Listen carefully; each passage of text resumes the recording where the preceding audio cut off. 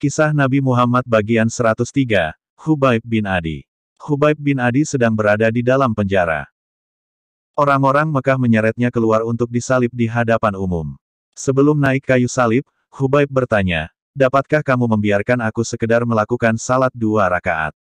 Permintaan itu dikabulkan. Khubayb melakukan sholat 2 rakaat dengan baik dan sempurna. Setelah sholat ia membalikkan badannya, menghadapi semua orang. Lalu berkata, "Kalau bukan karena kamu akan menyangka aku sengaja memperlambat karena takut dibunuh, niscaya aku masih akan salat lebih banyak lagi." Setelah itu, orang-orang Quraisy menaikkan ke atas tunggak kayu.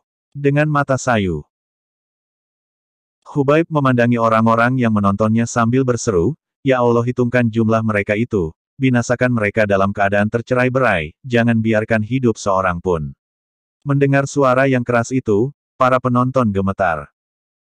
Sebagian dari mereka bahkan merebahkan diri seolah-olah takut terkena kutukan. Sesudah itu, Khubayb dibunuh. Seperti halnya Zaid, Khubayb pun gugur sebagai syahid yang memegang teguh amanat Allah. 2 roh suci ini melayang memasuki surga yang dijanjikan. Seandainya mau, terus saja mereka dapat menyelamatkan diri mereka. Keduanya tinggal berkata bahwa mereka akan kembali ke agama nenek moyang, dan orang-orang Quraisy bersenang hati menerima para prajurit segagah mereka. Namun keyakinan keduanya kepada Allah dan hari kemudian sudah sedemikian tinggi. Keimanan mereka sudah sekokoh karang dan tidak bisa lagi dikikis oleh siksaan atau tawaran harta duniawi. Mereka melihat maut bukan sebagai akhir segalanya, namun justru sebagai cita-cita hidup di dunia ini.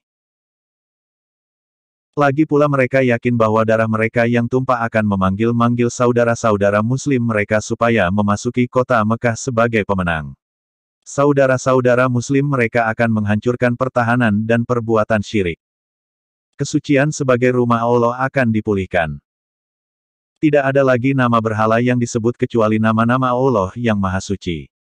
Gelombang-gelombang Rasulullah berduka. Rasa duka menyelimuti Madinah. Awan tampak bergumpal-gumpal. Mendung di hati Rasulullah dan kaum muslimin membuahkan air mata duka yang membasahi pipi. Penyair Rasulullah, Hasan bin Sabit membacakan syair-syair duka untuk mengenang kepergian 6 orang syuhada itu.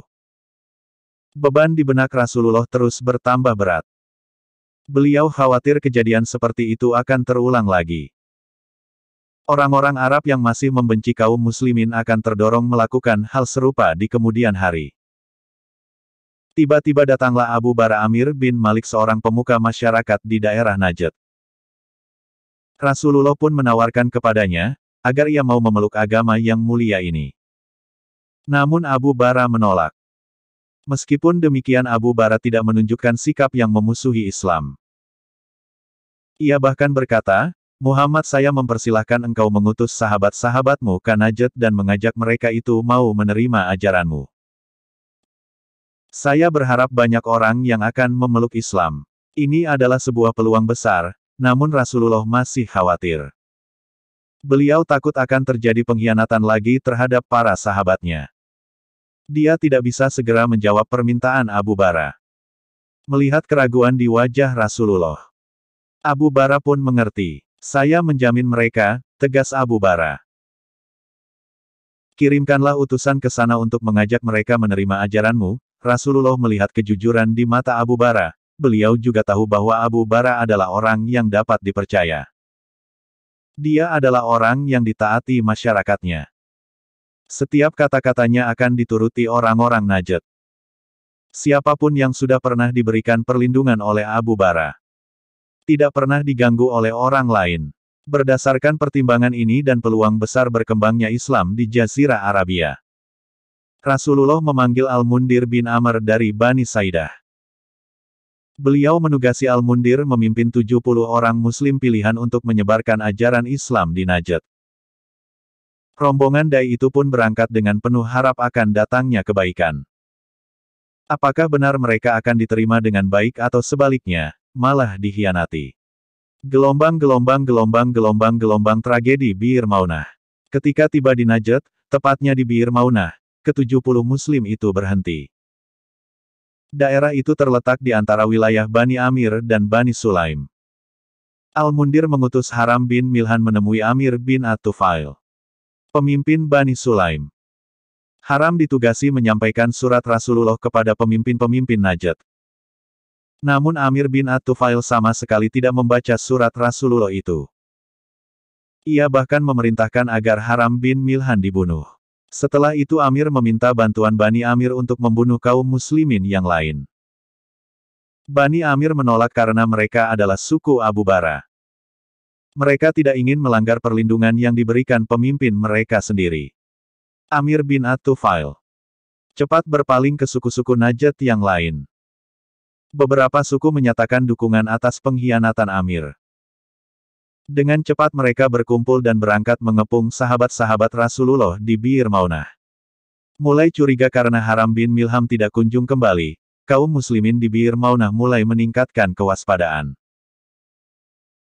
Namun segala tindakan untuk menarik diri dari tempat itu sudah terlambat, karena dari segala penjuru para prajurit Najd muncul mengepung. Segera saja kaum muslimin mencabut pedang dan siap bertarung. Pertempuran tidak seimbang segera pecah. Para dai itu bertempur mati-matian tanpa sedikit pun niat untuk menyerah. Al-Mundir yang saat itu tengah menengok ternak yang menjadi perbekalan mereka, berlari dan terjun ke pertempuran. Hampir seluruh sahabat Rasulullah di Bir Maunah gugur kecuali 2 orang.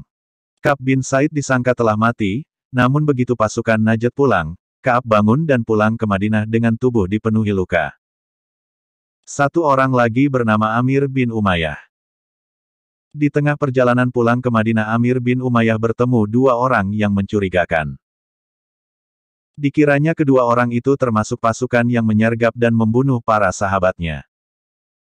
Pada tengah malam Amir menyerang dan berhasil membunuh kedua orang itu. Sampai di Madinah Amir mengakui semuanya, termasuk 2 orang yang ia bunuh.